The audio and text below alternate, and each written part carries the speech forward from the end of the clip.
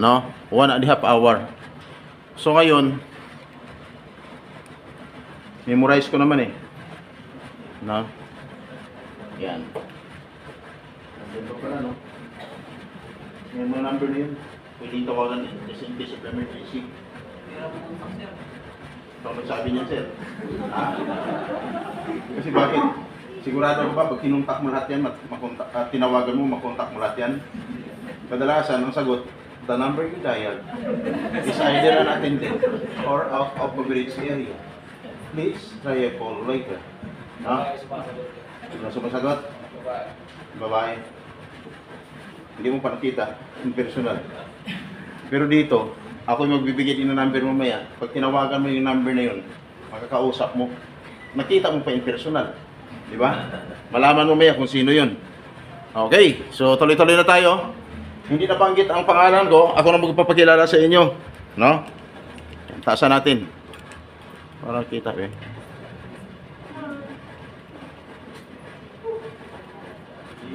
Okay. Sa mga hindi makita dito, kasi sakot dito eh. Sumilip ko na lang dyan mamaya, tapos sabihin mo hi. Diba? Para mas maganda, pag nakita mo, yung mukha mo doon naka-upload na, ayan, matutuwa ka. Okay, pangalan ko, may ballpen. Lahat. Okay, magpapakilala na ako kasi ako siya nagpapakilala. Kahit anong pakilala ko, hindi pa rin sulat-sulat ang pangalan ko. Bakit kaya? Yan ang pinagtataka ko eh. Okay, pangalan ko. Ready na? Ito para bilang mission sa mga karabang sa tagapagsalita ng may papilos sa mga Saturday. Nandito rin po may emerald na mission sa mga nandito kami dahil sa napakalang mga services para sa inyo. Ang iba na mission sa ano naman ang mga services yan? Ang lagi kong sagot, ganito. Mamaya, inyo malalaman ang buong detalye sa ating pagbabalik. Ay, sulat hindi. Kasi mabilis. Tama? Ma'am, ano ang gusto mo? Mabilisan o matagalan? Mabilis. Ang gusto niya. Mabilis. Sanay ko sa mabilisan. Pero sabi ng isa, ang gusto ko, matagalan. Bakit? Pag matagalan daw, fail na fail niya. Yung mga nangyayari sa kanya sa Pidos, mayroon talaga siyang natutunan. Di ba? Okay. Kaya, wala ko sinabing masama ha. May gutom? Sino gutom na? Taas yung mga kamay. Alam ko halos sila, no? Gutom. Hindi pa kayo pinakain. Pumasok kayo ng alas 10. Wala pa yung lunch. Pareho tayo. Okay. Alam ko kanina, iba, makatayo lang ko sa likod. Tumatango lang sa mga speaker to. Pero ang nasa isipan, bilisan nyo. Tama, no? Pagdating sa part ko, walang nagugutom. Walang inaantok. No? Kaya dito, pag uwi mo maya, normal lang. Magtataka si mister mo o si misis mo, mahal, kamusta ka na? Parang sobrang saya mo ngayon. No? Hindi naman sumasagot. Ngiti lang ng ngiti. Hindi nila alam. Nalipasa na pala ng gutom. No? Pero bubusugin ko kayo. Nang ano? Sabi ni ba, sir, hangin. Hangin. No? Kasi, ano mama? Busog sa katatawa. Ang gaganda niya pero lahat pag nakangiti, ano? Dito sa part ko, walang nakasimangot, lahat nakangiti. Makikita mo naman mamaya, o bukas sa video, lahat kayo nakangiti. Kaya sa mga simangutin, ugaliin mo, pagdating sa part ko, dapat lagi kang nakangiti.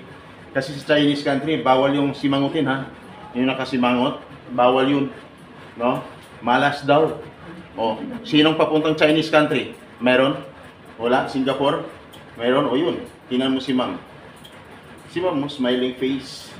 At saka malalaman mo yung papuntang Chinese country kadalasan kasi bilog yung mukha.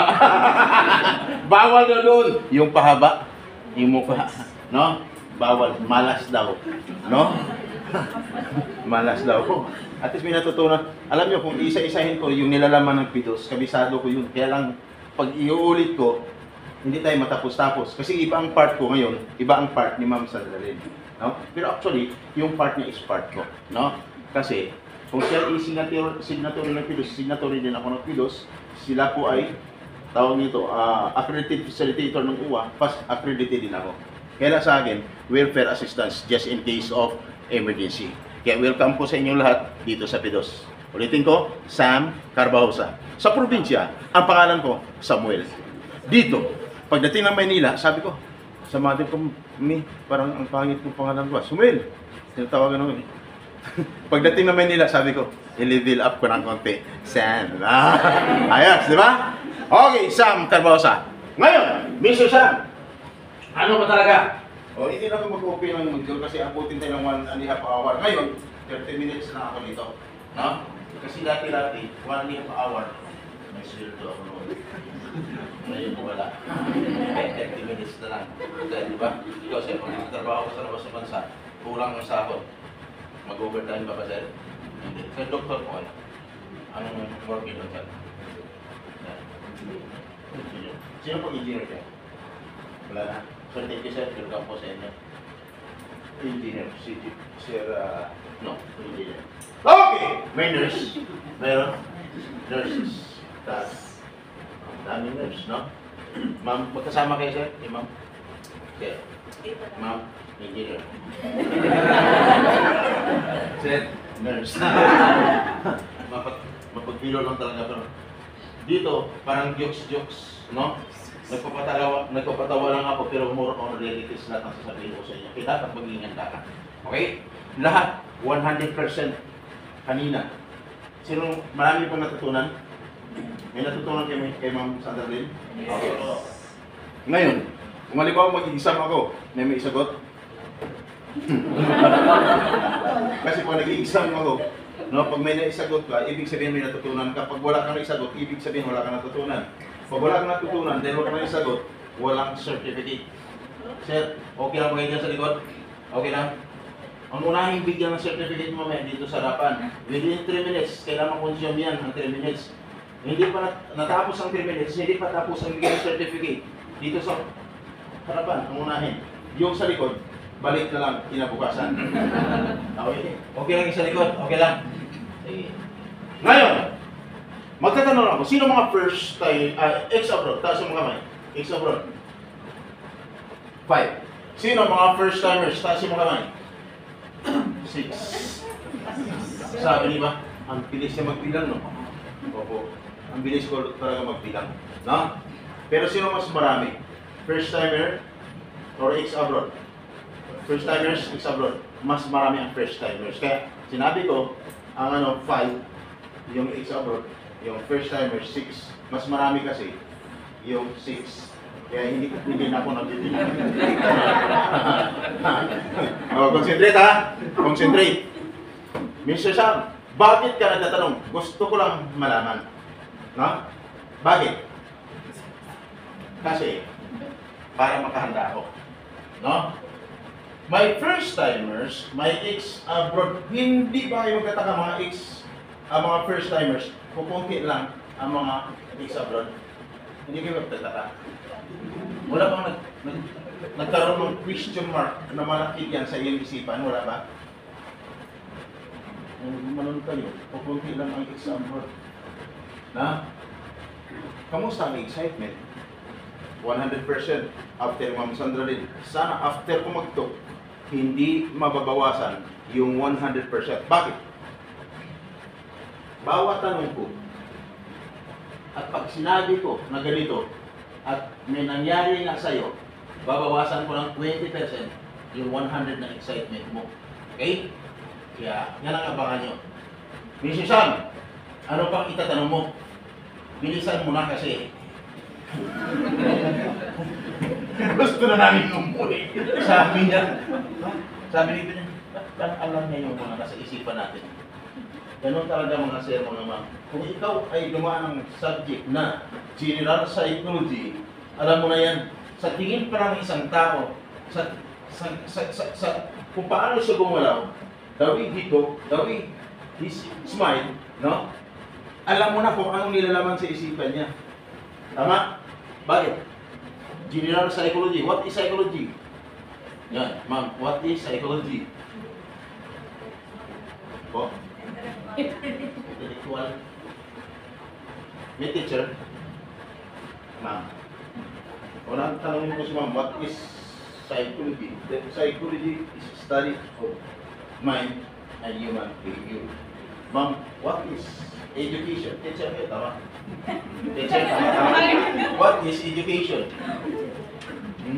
Ang sagot ng iso, pagtuturo, ang isa dito, pagtuturo sa mga bata. Sabi ko, ma'am, isahin ko lang, direct to the point. Education is a continuous process of learning. Malinaw? Kaya alam na, yan ang course ko, education. Napasok ko, hindi pagtuturo sa school, dito. Napasok ko yung pagbabalita at pagsusulat sa diaryo. Yan. Kaya ako nandito, just in case of emergency. Ex-abroad, magtatanong lang, sinong ex-abroad na umabot ng 20 years sa labas ng bansa? 20 years. Wala. 15 years. Meron. 10 years. Wala. Alam ko wala. 8 years meron. Wala rin. 5 years. Wala rin. 5 years. Sir, kamusta? Yung pag-abroad mo noon? Wala na ipon. Kaya pala, kunti na lang bumabalik. Si Sir, 5 years. Na, Sir, nung magpidos ka noon, dito ko ka nagpidos noon, hindi. Eh, dito.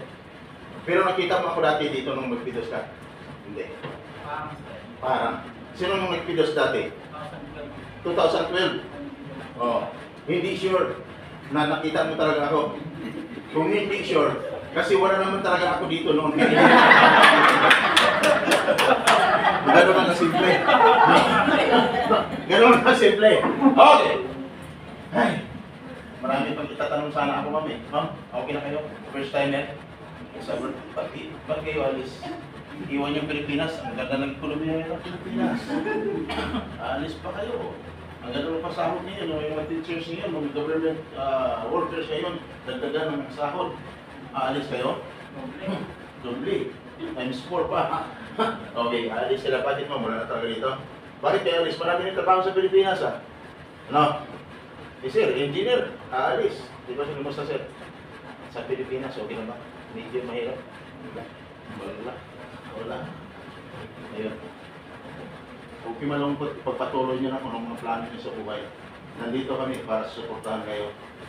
Kailangan, pagdating mo doon, sigurado na tagumpay.